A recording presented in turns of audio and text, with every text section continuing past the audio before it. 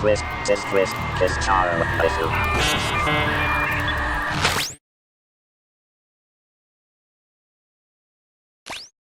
In the center, there's you.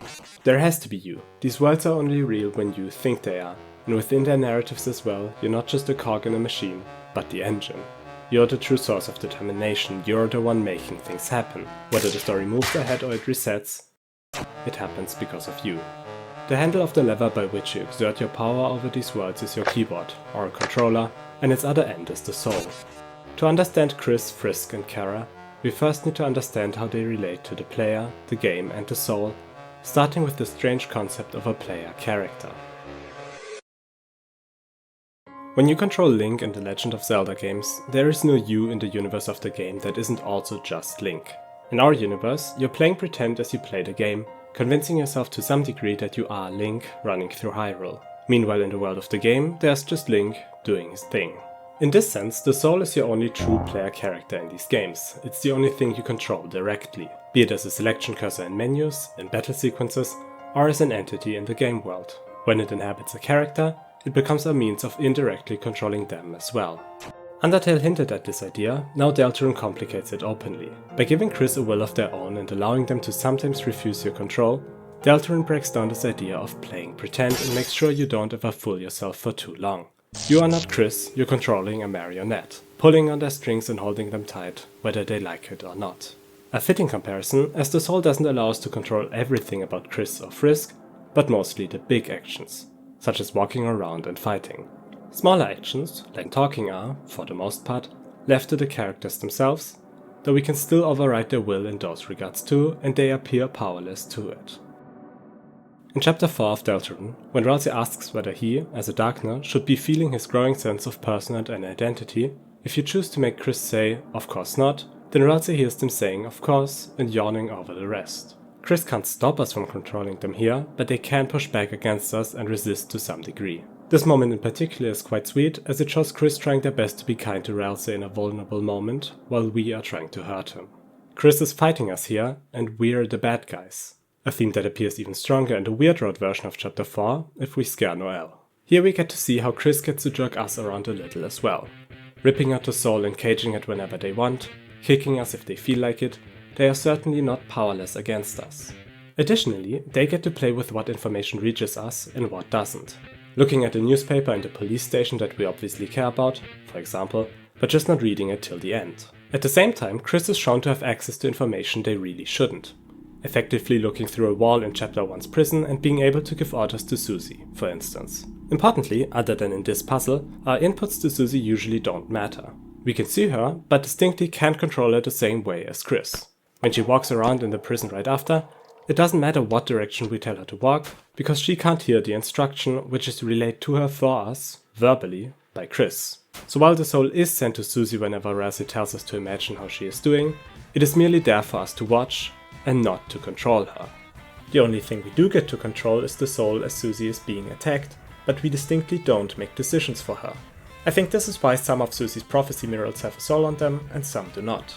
Because the soul is with her sometimes, and we kind of control her directly as our main character then, almost like Kris, but not quite, and not usually. Interestingly, Ralsei seems to be talking to Kris whenever the soul is away, which we can only catch glimpses of once it returns. They are hiding something from us, and imagining how Susie is doing is just a way for them to get us out of the way. The reason this is significant here is that it tells us that Ralsei is aware of the player watching them and understands, at least to some degree, the nature of Kris's relationship to us. A nature that, parasitic though it may seem, is probably a bit of a symbiosis. Kris benefits from the power they gain through us. We are essentially lending our godly powers of being the main character to them, and the price they pay for it is their autonomy. It's a bit of a weird, twisted version of the selling your soul trope. Oh, you get out of here. Or like Bruce Banner giving control to the Hulk, despite being afraid of him, because they are enemies to be smashed. I want to stress this point. It's not just us forcing our control over Kris onto them, but they are also actively seeking it out, jumping after the soul to reunite with it, and generally making sure we don't escape. It's easy to see how we are controlling them, but Kris is just as much controlling us. Not letting us move freely, not letting us gain all the information we want. The Spamton neophyte is significant not only because Spamton is the goodest boy in all of fiction. Okay, look. It's a heart on a chain. Get it? Tell me that's not brilliant. Tell me that's not fucking cool. But also because it is one of our earliest big insights into Kris's character. The fight visibly stresses them out to the point of concerning Susie and Ralsei, and Spamton's line, "Do you want to be a heart on a chain your whole life?" is quite emblematic of why. It's an ironic line, of course, as much of his dialogue and his battle is. He is a marionette, a symbol of captivity and lack of freedom, and yet fools himself into thinking that he can be free and fly away if only his strings were cut. Once they are, of course, he falls to the ground. It's not clear how free he truly was before, but if he was restricted by those strings, he also needed them to move around in the first place. In just the same way, Kris hates us for trying to hurt Ralsei and Noelle, but still they seem to need us. Is Spamton's defeat the sort of fate that would await Kris too, if they cut their strings and got rid of us? In a way, I think it would be, and I will return to this idea later. While Spamton certainly is a foil to Kris, he is also a strong parallel to the player. Later in his Neophyte, Spamton has 3 quote-unquote souls coming out of his chest, which fight for him and die for him, not unlike Kris and Susie and Ralsei are fighting for us and under our control. Spamton therefore perfectly symbolizes the duality of our relationship to Kris, one of both controlling and being controlled. Just as he is restricted by his green strings and yet needs him to move around in this world, so too are we, the players in form of the soul, restricted by the cage of the same green color in our battle sequences, and yet we need Kris. We can move around without them, but can't do much beyond that, can't even open doors on our own. We are frustrated with Kris for not letting us read the newspaper, and yet without them, we wouldn't even have been able to enter the police station in the first place. We need them to play the game, and they hold that power over us. It might seem that Kris alone is in control of whether the soul inhabits them, and thereby whether you get to control them or not, but that is obviously not true. You first need to boot up the game. Ultimately, you are still more powerful than them. Of course you are. And so, Kris doesn't try to entrap you by force. They'd be powerless to do so anyway. But still they are the cage, and still they hold some power. So, how do you catch something or someone so much stronger than you? Well, you outsmart them. You set up a trap, put a nice treat in it, and the thing you're trying to capture will walk in all by itself without a fight, thinking themselves smart without even realizing what is happening. Again, Kris is in control of the flow of information. It's their strongest weapon against us, and they'll make good use of it. Knowing that Kris only pretends to fight the Dark Knight, both in the finale of Chapter 3 and the beginning of Chapter 4, some have suggested that perhaps our fight and victory against the Titan was actually staged as well. After all, isn't it strange how easy it is? Especially compared to some of the secret bosses, and given what a monumental task this supposedly is, isn't this fight kind of underwhelming? The spectacle is there, sure, and perhaps this is just a game being a game, but I'm strongly inclined to believe that Kris is somehow in on it. And so is Ralsei. Why else would he act so surprised by this whole fight even taking place? Scared? Sure. But surprised? Are we really supposed to believe that he didn't know it would happen? That the prophecy included the toothpaste boy line, but not this? As much as it pains me to say, Ralsei might be faking it. In part for Susie, but mostly for us. Mostly for the player, because Ralsei and Kris know how this world works, and that the player is its centerpiece. This train of thought finally explains why Kris acted creepily at the end of Chapter 1. We know now that all they did was eat some pie, so why that whole routine with the glowing eye alone in their room, if not for us? Remembering that Chapter 1 was once supposed to be the sole demo of Deltarune, and that Chapter 2 was only added to it afterwards, was Kris just trying to intrigue us? Intentionally creating a cliffhanger for the demo to end on, so that we would all go and buy the full game and continue along the story with them?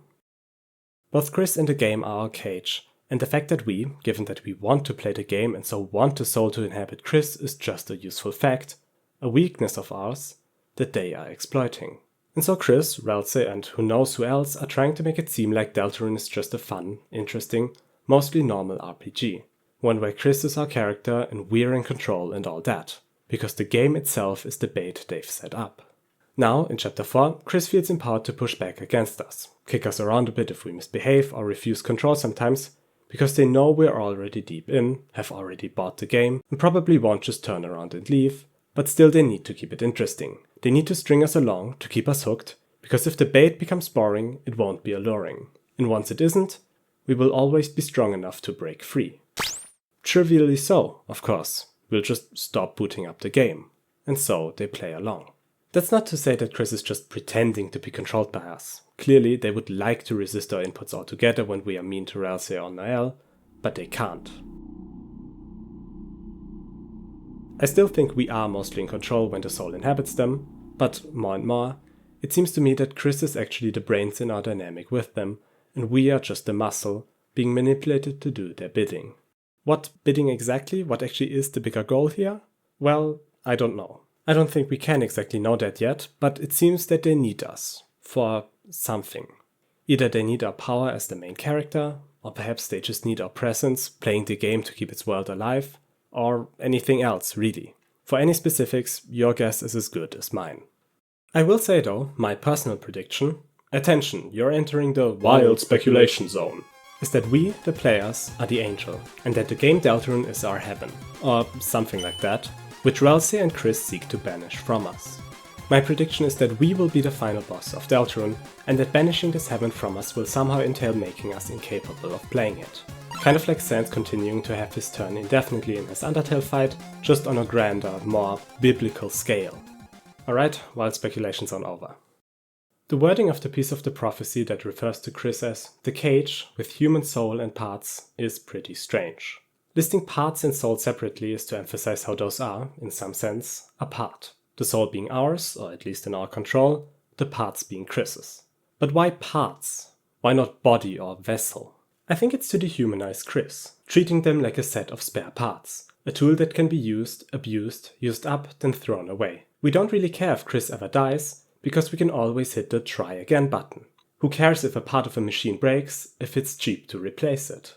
The symbol for this bit of the prophecy probably depicts one of the players and one of Kris's hands fighting over the soul, but since it's in silhouette, it could also be that one of the hands is rotated the other way, so it could also show both the player's grubby hands entrapping the soul, or both of Kris's hands and they are holding us captive. Either way, I think it works. And right back to the wild speculation zone. If the player truly is the final boss of this game, and GLACEIR, Susie and Kris fight against them, it would probably entail Kris truly embodying the role of the cage. What if Weird Road Chapter 4 was only the beginning? What if Kris fought back? Like, really fought back and took control. The final battle would have Kris trapping us inside of them as GLACEIR and Susie attack and kill him. I believe this is the final bit of the prophecy that Susie destroyed. That Susie and GLACEIR will kill Kris, with Kris sacrificing themselves to drag us down with them. Kind of like the finale of Gravity Falls. With Susie saying, obviously you wouldn't let it happen to GLACEIR, perhaps he will have to deal the final blow or cast a spell that ends the job. Perhaps turning Kris to stone, making them our eternal cage and nullifying our control over its world, and effectively turning the game into a screensaver. A monument to our own evil that we get to stare at for all eternity, until we reset. On second thought, if GLACEIR and Kris know about our ability to save and reset, then they would have to reach for more drastic measures. With the parallel to Sans' endless turn in mind, perhaps it will be something more meta. Maybe GLACEIR will discover a spell to overwrite our save file, for example, or delete Kris from the game altogether, akin to Doki Doki Literature Club, or something of that nature. Okay, wow, that wasn't even the wild speculation zone anymore, that's just straight up fanfiction writing at this point. Sorry about that, but I wanted to immortalize my predictions here, just in case they turn out to be right. I think something like this will be the finale of Deltarune, or at least its weird route. Alright, that's enough about Deltarune for now, so let's take a step back and talk about Undertale for a while, shall we? To orient ourselves, I'll go over my fairly basic interpretation of the soul-relevant parts of the timeline first. You've heard most of this before, so I'll keep it short. It all begins when you boot up the game and start your first run, naming the first fallen human, though their true name is Chara. Chara, many years ago, fell into the underground, which we see in the intro cutscene, and they were adopted by the Dreamers. They eventually fell sick and were dying, and so Asriel absorbed their soul and crossed the barrier to lay them down on a bed of golden flowers, as was their wish. Humans attacked Asriel and wounded him, and so he fled, with Chara's body, back to New Home in the underground. Asriel put Chara's body down there and he died, his dust falling onto the ground and imbuing the sticky flower seeds stuck to Chara's body with his essence. Both Asriel's and Chara's soul would have gotten lost in this process, dissolving with Asriel. In the Determination project, Determination was injected into the first golden flower that bloomed, and Flowey was born, a soulless flower with Asriel's essence that gained a will to live. Chara's body was first put into a coffin in New Home, then Toriel later took it with her to properly bury it. A bright light flashes, Frisk appears on a bed of golden flowers, and we start playing. Bright light like this is associated with the soul doing things. Kris's Unleash ability, for instance, as well as Flowey absorbing the souls and turning into Asriel. I believe here it is to show the soul being absorbed by Frisk. Although, why would that be? Wouldn't they already have a soul? These golden flowers are noteworthy too, as they are the same golden flowers as in New Home. They are the same golden flowers whose seeds were stuck to Chara's body, so this starting area is probably Chara's burial site. A bright light, Frisk appearing right on Chara's grave. I don't think it's too controversial to conclude that Frisk is a zombie. Well, kind of, not really. Sounds dramatic, but what I really mean is just a reanimation.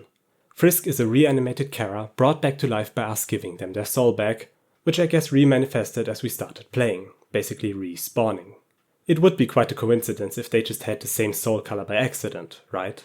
Chara also tells us that it was our power that brought them back to life, that their human soul and determination were really ours.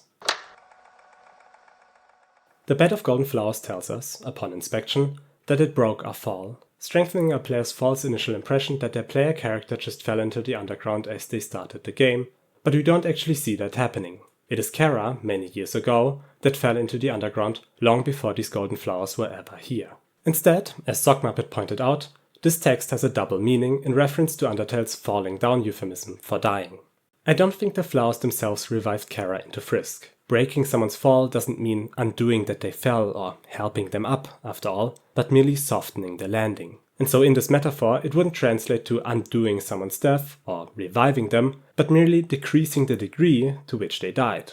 More closely, it might mean the flowers preserved Chara's body, perhaps halfway kept them alive as if in a coma, and maybe even healed some wounds, but it was still the soul that revived them. Chara says so quite explicitly, after all. The actual nature of Chara is a bit tricky to discuss, as they are a prime example of the multiplicity of levels of meaning that Deltarune and Undertale operate on.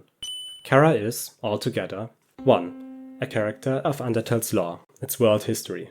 2. An evil foil to Frisk and the player, a metaphorical representation of what they may become. 3. A literal pre- and post-zombie version of Frisk.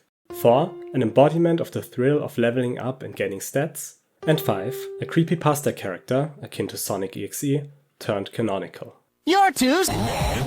They are also interesting because they both are and are not the player character, which is the next point I want to address. For that, allow me a quick tangent. Why is Flowey unempathetic? I don't mean why is he evil, we know that. His endless resets and boredom tortured him into a resentful nihilist. But when he first awoke a flower, he was not aggressive or sadistic. His nature is merely one that, together with his unique circumstance, enabled his turn to evil. It alone did not make him such. His nature is merely one that lacks empathy. Sounds a lot like another entity in Undertale, almost as if Flowey were a foil to them or something, another being with a nature of, let's say, limited empathy. The player. These two characters are very different in their nature in many regards, but crucially identical in at least one. Flowey is unempathetic because a monster's compassion and love come from their soul, which is interwoven with their body. Flowey, having come to life in peculiar circumstances, doesn't have the body of a monster, and thereby neither their soul nor their capability for love. You, on the other hand, probably do have love and empathy, but it's limited toward the characters of Undertale because to you, they're fictional. You may love these characters, I know I do, but still they're characters, and you just cannot feel for them quite like you could for someone from our world. You're an outsider to them looking in, and thereby limited in your empathy toward them. So, plant physiology for Flowey versus difference in layers of existence for the player. Sounds like two pretty different reasons to be unempathetic, but they're really not. The conceptual core that these two share is that their bodies are disconnected from a soul. Flowey simply doesn't have one until he absorbs some and turns into an empathetic Asriel, and you? Well, again, there's a discrepancy in layers of existence. So while there may be a heart on screen that you think of as your soul, your empathy and love still exist outside the game. In the game, this discrepancy is represented by quote-unquote your soul and quote-unquote your body being apart, as well as not having the soul as a selection cursor before we start a run, because it's not truly yours. And so while your love and empathy might shine through, it cannot be as bright as that of an in-game character, because it has to fight its way through this foggy lens of fiction. Soullessness, or apartness from one's soul, in Undertale, is not just a metaphor for lack of empathy and love, but its actual cause. This is also why Frisk lacks abilities like Kris's Unleash, because the only light that can shine through their half-conscious body is ours, and it is strongly dimmed by this foggy lens. For Kris, this is all different, because they have a will of their own, and so this light is theirs. This idea of a monster soul, in contrast to humans, being inseparably linked to their body might actually be more than just an interesting component of a magic system or lore, by the way. For an NPC, the decisions they make and their personality and such are all inherently part of what they are. Sansa's appearance and his lines of dialogue and all that are undisconnectably part of the same entity, because those things are programmed into him. A player character, on the other hand, is just the body, and the thing that makes its personality and its decisions is separate from that. Frisk exists no matter their personality, because they get their personality from the player, outside of them, and outside the game. For NPCs, essence comes before existence. All of their aspects are inherently part of who and what they are. A tutorial, a shopkeeper, a boss, and so on. It's not just that Sans happens to be this way or that, but the way that Sans is makes him what he is. Frisk's existence, on the other hand, comes before their essence. Because Toby Fox brought Frisk into existence, designed their sprite and named them, long before players ever got to imbue them with their essence. And so, there's no personality inherently linked to Frisk, no lines of dialogue. This is what the difference in human versus monster souls, interwoven with their body versus separate from it, represents. And it's why we only ever see one human in both Undertale and Deltarune. Having your soul and your body be separable entities is inherently part of not just being an in-universe human, but, metaphysically, a player character.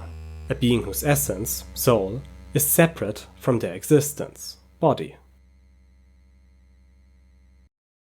What makes Chara so creepy is that they are an NPC and yet gain control of a human soul. They gain the essence of a player while still having the existence of an NPC, and this is what lets them break the fourth wall. It's as if a real-world human were trapped in the game.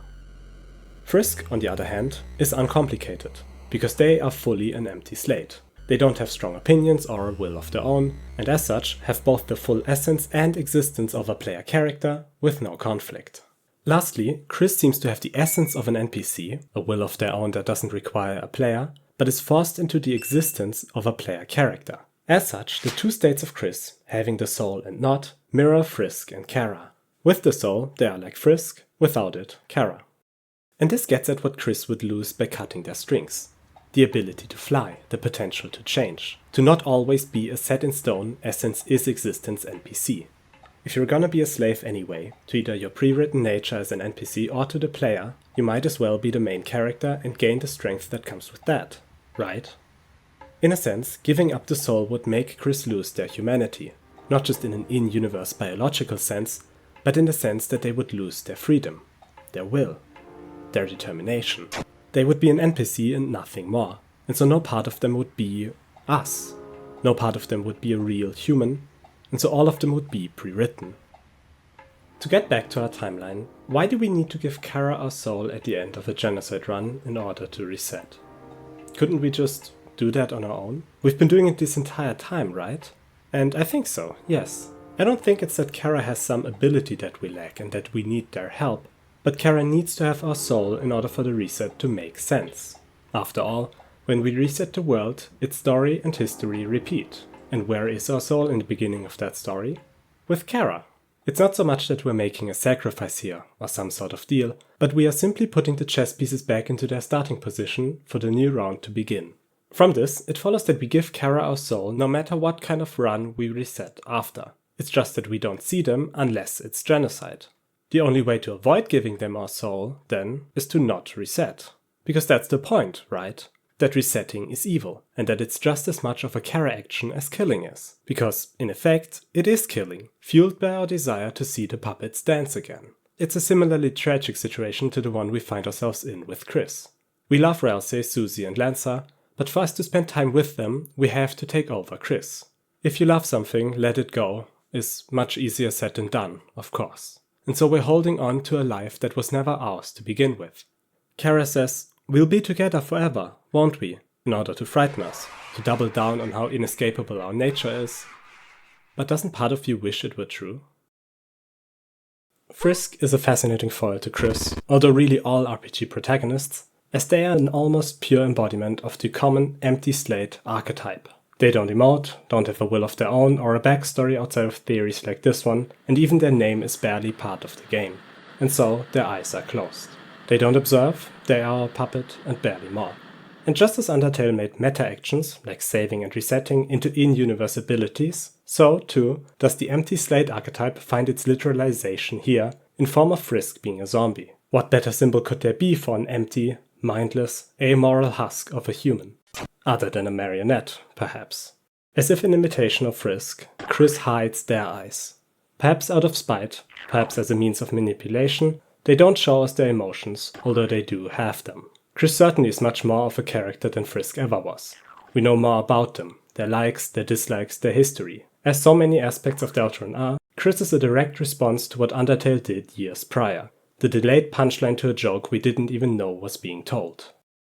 I'm hardly first to point out the visual similarities between Kris, Frisk and Chara. Kris, in how they combine Chara's clothes with Frisk's skin color, seems almost engineered to drive fans crazy in their theory making, although one visual link that I don't see talked about a lot is that Frisk's clothing matches the palette of Dark World Kris, blue with a pink accent. And this works, I think. In a thematic sense, Frisk can be seen as a quote-unquote Dark World equivalent to Chara, a version of them with freedom and agency. In the Light World, Kris's choices don't matter. Their impact on the story there is minimal at best, at least so far. It's pre-written. In the Dark World, however, they can make a difference, both within themselves, because darkness frees their mind to self-discovery and reinvention, see my last video for an elaboration on that if you care, and within the world. Overthrow rulers, uncover mysteries, achieve different endings, and so on. No matter how often you reset Undertale, Chara's actions will always be, and have been, the same, because they, like Deltarune's Light World, are pre-written. Just as Kris with and without the soul mirror Chara and Frisk, so do Light and Dark World Kris. Nice shot! There's even a more direct link between those concepts, in that Kris only ever forcefully removes their soul in the Light World.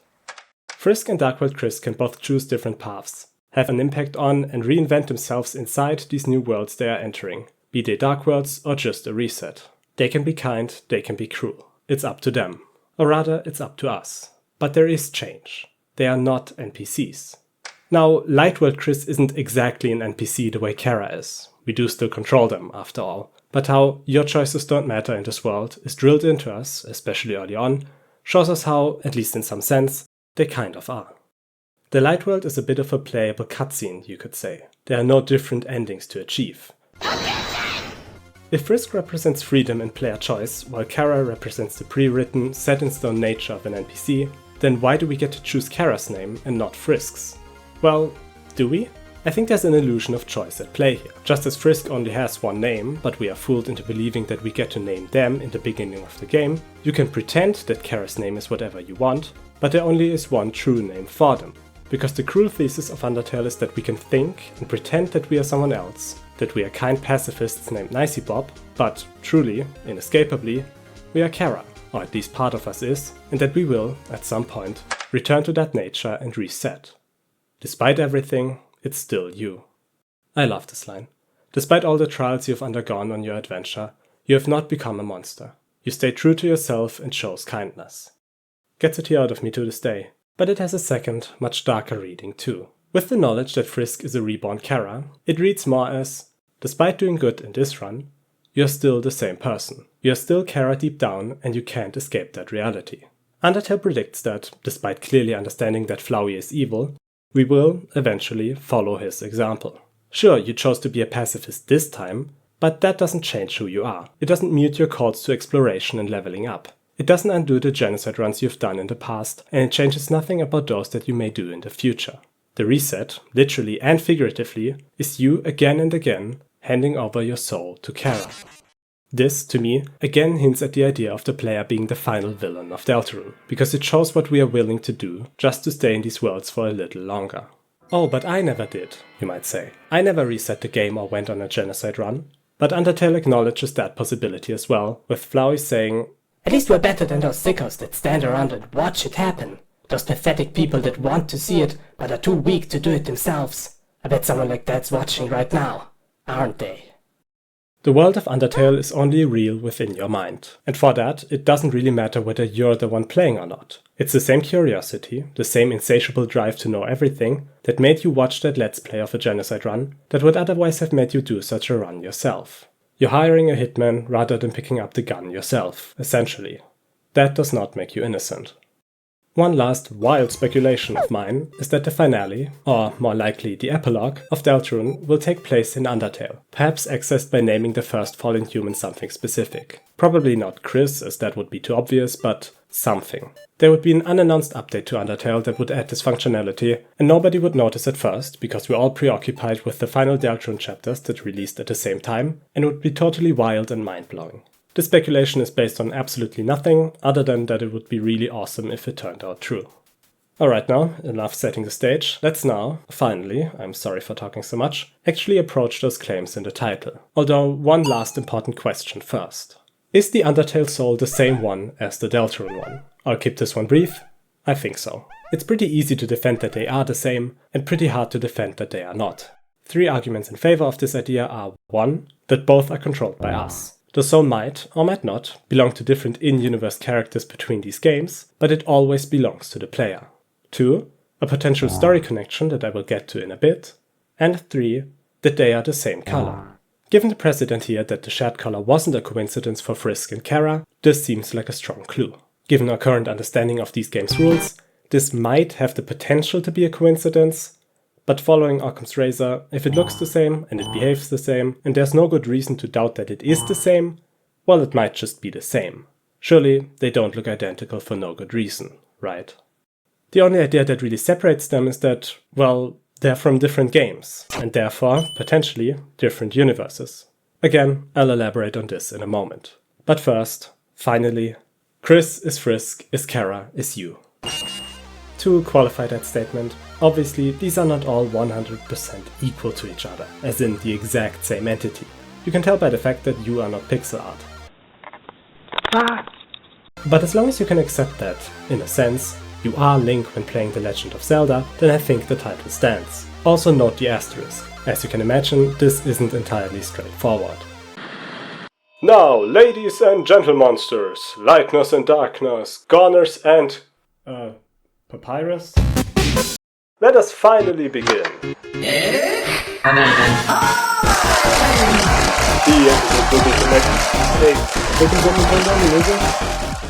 Thanks. The entities we'll be connecting into an unholy amalgam today are the centerpiece of these games' stories and iconography, kind of weirdly drawn but beloved by all, the soul.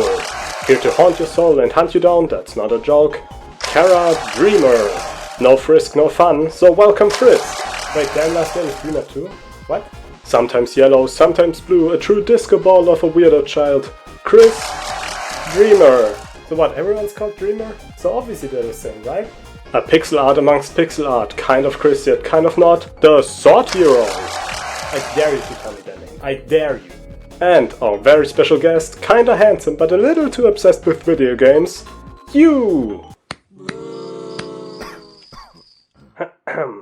I'll mark stronger connections here with thicker lines. By default, connections will be red, while purely thematic ones are blue and discontinuous. The soul is the easiest one here to connect to all of these, at least loosely, as all others are either owners of or controlled by it. Chara is a bit unique, because they're the only one here who doesn't share their soul concurrently with the player, so we don't exactly know what their relationship to it is, but it seems that Chara is fully in control and merely using its power. You are the soul, at least as much as you really can be anyone in these games, as I explained early on. It's the closest thing to a player stand-in that these games have, and it's the primary thing that you control. Again, if you are Link, then I'd argue that you are the soul. Kris is the Sword Hero. Note that this Sword Hero here is specifically the one from the true version of the video game that we play in the VIP room, which the soul is seemingly loaded into. The visuals indicate it, and Kris even takes damage from the game. The hero is visually similar to Dark World Kris, and they even wake up in Kris's bedroom at one point. Thematically, they're similar to Kris in that they too are a video game character, duh, and beyond that, at the very least, Kris is the Sword Hero in the way that we are the soul. The mysterious voice of the game addresses Kris by name. This could be either because they know that Kris is playing, or because the sword hero is Kris, just a video game reflection of them, perhaps. To what degree the player is the sword hero is a bit strange to answer, because our means of controlling them seem to be first over the soul, and then over Kris. So they're a bit like REVOLVING. Sure, we decide what they do from a video game perspective. If we hold the right button, then REVOLVING 2 will walk to the right, but in-universe there are some extra steps in that REVOLVING only follows Kris's instructions. Although, actually, Kris drops the controller at one point and we still get to control the sword hero then. So apparently the middleman of Kris and the controller are purely cosmetic. Which is an interesting contrast to the soul, our usual middleman in these games, but I'm not too sure what to think of it. There are clearly lots of parallels to Kris, but also some general weirdnesses that I just don't have a good explanation for. Frisk is Chara, both in the sense that, in-universe, they are different versions of the same base entity, but also thematically in that Chara is a foil to Frisk, an evil version of them that they might become, as well as a version of them that isn't controlled by the player. These get very close to actually being the same entity, both thematically and literally, almost but not quite to the degree of Kris and Darkworld Kris.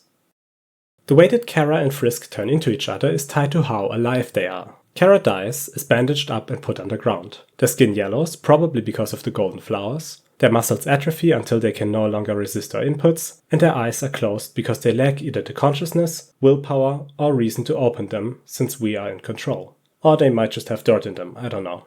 At first I thought the way Frisk then turns back into Chara, without resetting, was through longer exposure to the soul. Frisk already is alive, but it takes some time for them to fully heal. The problem with that idea is that you can wait as long as you wish in a pacifist run, and Frisk will never turn back into Chara. The commonly accepted theory that explains this is that killing and being evil, acting the way Chara would have, somehow calls to their spirit. With the iconic line, "Despite everything, it's still you," switching to "It's me, Chara" on the genocide route of the game, as well as Chara's only actual in-game appearance outside of recordings and cutscenes being at the end of one, there seems to be something about genocide that reawakens them. Kind of like that movie trope of a character losing their memory until a loved one kisses them and the strength of those old emotions brings back their memories. And I do think this is part of the answer, but I realize there's a much more blunt explanation too. Leveling up makes you stronger. If it's true that the differences between Frisk and Chara come down to Frisk being a reanimation, thereby being changed in their appearance from having been dead, as well as too physically weak to resist our inputs, then it is leveling up, strengthening and healing this atrophied, still half-dead body that slowly lets them regain their strength and willpower. Pinocchio turning into a real boy by hitting the gym until he can lift the strings himself. And that's why it only happens at the end of Genocide, where Frisk is fully leveled up. It's almost silly how obvious it sounds now, but the idea that leveling up would entail healing for someone who starts off in a half-dead state is a pretty surprising one. Chara is you because you share both your body and your soul. Really sounds like you're the same when you put it that way, huh? Beyond that, they are, again, a foil to you. That's why you are tricked into naming them, after all. Because if there's any name that is fitting for Chara to bear other than their own, it's yours. Not only that, but in the sense in which Chara is the embodiment of the lust of XP and leveling up, they are part of your psyche. Part of your Jungian shadow which Toby Fox shines a light on, if you wish to be pretentious about it. Which I do. Everyone else here is pretty easily you, although only to a limited degree. You do control them all at some point, but still the soul is your only primary player character. All of the others are secondary at best. Frisk is Kris. They share their status as our silent protagonist, they strongly look alike, and even their names are very similar. Furthermore, Frisk's and Kris's relationships to the soul are obviously similar, although distinctly different in how strongly they resist our inputs. Again, I think the Frisk is a zombie theory explains that nicely. They simply don't have the physical strength to resist us, while Kris does. Because of this, the gap between the player and Frisk is much thinner than the one between the player and Kris, which is why we'll draw the connection between the player and Frisk much more strongly, while the one to Kris is fairly weak. Their connection relies much more strongly on the soul between them. Essentially, if we are Frisk the way we are Link, then in Deltarune, Link is the soul, whereas Kris is Ponyta. We're controlling them without being them. But also, this Ponyta can throw you off sometimes and beat you up, and they actively psychologically manipulate you and speak for you. And most characters don't even realize Link is there. Okay, the analogy isn't perfect, alright? The relationship between Light and Dark World Kris, as well as Kris with and without the soul, also not only strongly mirrors Chara and Frisk, as I talked about earlier, but also us and Frisk, as well as Kris, in particular in regards to ideas of escapism and dreaming of freedom and gaining it in fiction. We are thematically similar to Kris in feeling trapped and powerless in our world, and we find our freedom in, well, Kris and Frisk. Our relationship to Dark World Kris is weirdly almost identical to Kris's own relationship to Dark World Kris. I suppose that's just a different way of stating our predicament with them though. That we are trying to take over their life, in some sense. Also, Kris and Chara, who is Frisk, as I already established, wear the same shirt. Like, the exact same one. There's exactly one item on the Fangamer merch site tagged Undertale/Deltarune, and it's the important person's shirt. That's person singular. One shirt, belonging to one person, from both games. Don't take the canonicity of merch too seriously, of course, but I find this to be quite fun. Alright, now that's a polycule even rules can't match. Love triangle? More like love Gregorian knot. A knot that binds them all so closely together that none of them are ever free.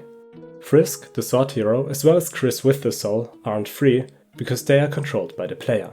The soul isn't free because it is held captive by Kris and controlled by us. Chara isn't free because they are an NPC, and so is Kris without the soul. The only one who could be free in this world is the player, being outside the player character versus NPC paradigm. And it's even arguable whether they are actually free, with their inescapable nature of Chara and all. Undertale argues that it's basically given that you will reset. So are you free?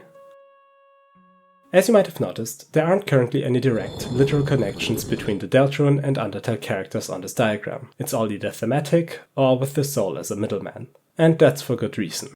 It's not that the literal connections between these games don't interest me, they very much do, but especially on a topic like cross-universe continuity, I just find it much more meaningful to talk about thematic ideas and interpretations instead. Whenever I try to piece bits of story together more literally, discrepancies pop up like random encounters, and all you can really respond with is headcanon, which quickly gets out of hand. But if I had to connect the two games and their primary characters in a literal sense that remained meaningful to me, while avoiding headcanon as best I can, this is how I'd do it. Frisk, after being healed, grows up and becomes Kris. We gave Chara our soul at the end of Undertale, then we start Deltarune with Kris having it. That bit of theoretical continuity is our strongest clue. But wait, you just brushed over every relevant detail.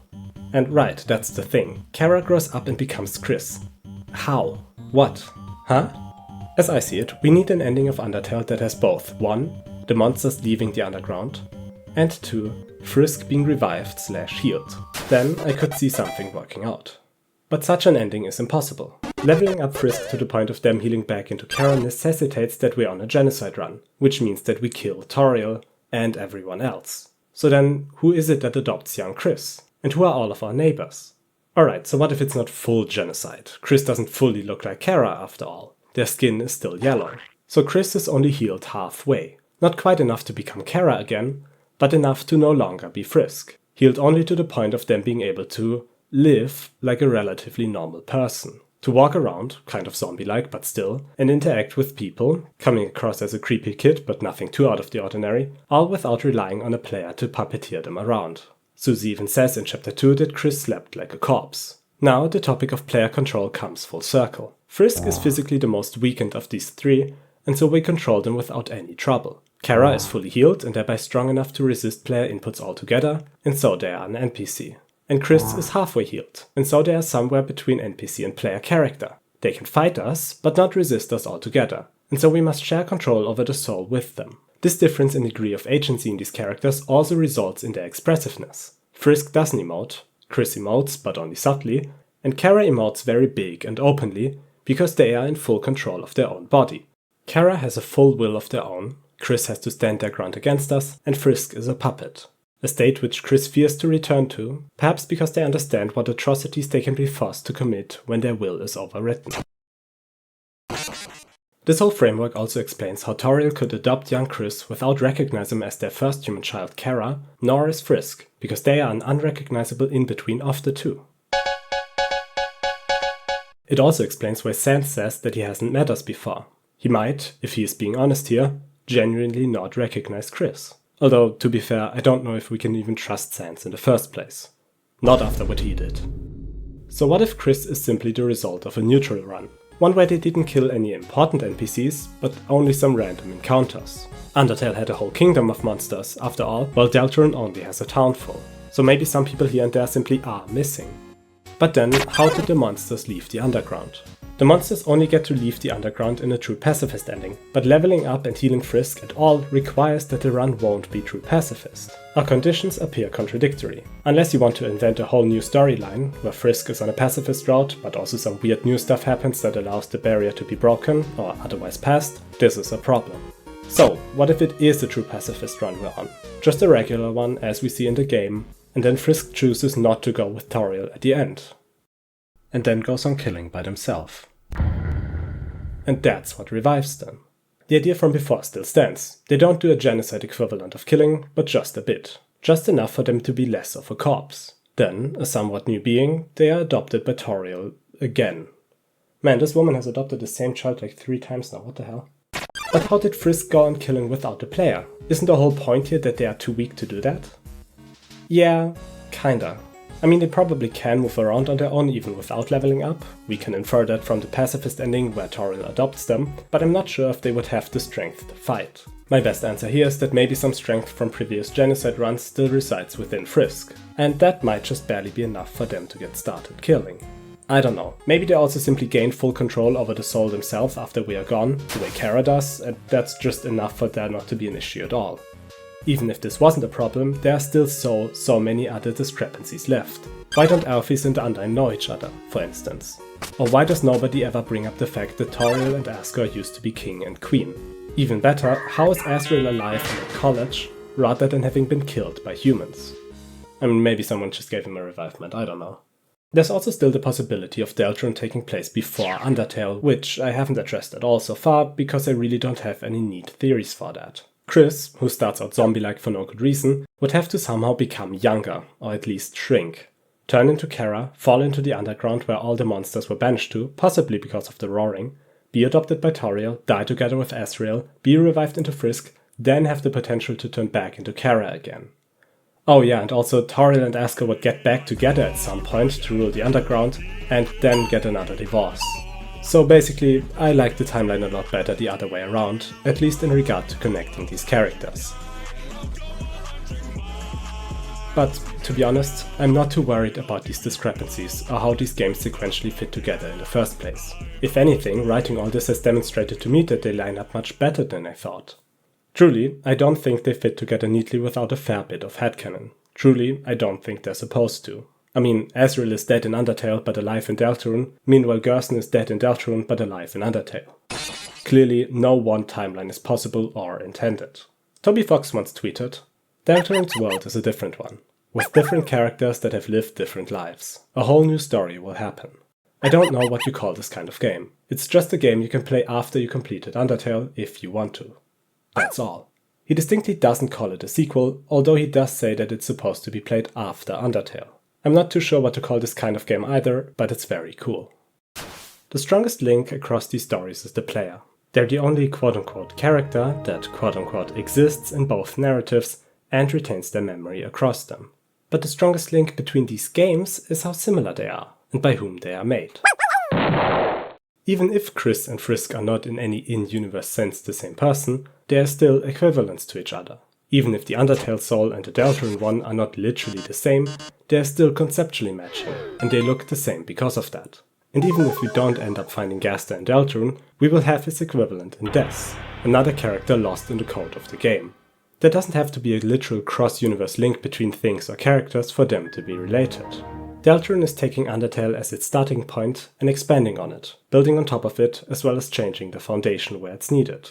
You're Toby Fox and you like Frisk, but also for your new game they kinda need a different backstory?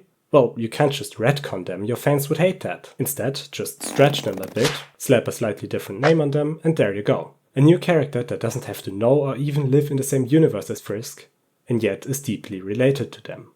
Undertale and Deltarune, in effect, are both born from the same first draft of a story.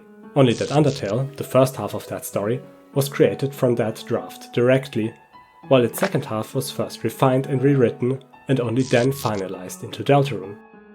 Undertale has a direct sequel, but only in theory. It was never made. Instead, it was refined and changed and eventually turned into Deltarune. Deltarune, in turn, has a direct prequel, but that was never actually made either. Instead, what was made came so much earlier that it wasn't even part of the same story yet. And so, the games are not truly sequential, but kind of. In our world, these games and their characters are obviously related, and any relation they have in-universe is just a nice bonus to that, which interconnects the two works more deeply and adds to their beautiful mystery. Frisk kind of does grow up to become Kris, and us handing our soul over to Chara does, in a weird sense, lead to Kris having our soul, but across stories. Some have described this as an alternate universe, but I think that does it a disservice, at least when viewed in isolation. It's something much more unique than that, and much more interesting too. Sure, in some sense, GLACEIR is transcending space-time because of a machine he built, but what makes him interesting is the meta layer to his story. Just like Frisk is a zombie, and saving and resetting are in-universe abilities, the reason those things are so interesting are the meta layer counterparts. The fact that those are all embodiments of meta concepts, like the empty slate archetype, or a creepypasta character turned canonical, or a character that was kind of erased from their game, and yet kind of not. And so, sure, these are alternate universes, whatever. More interestingly, they are meta-alternate universes. It's as if the two games themselves came from different timelines of our world.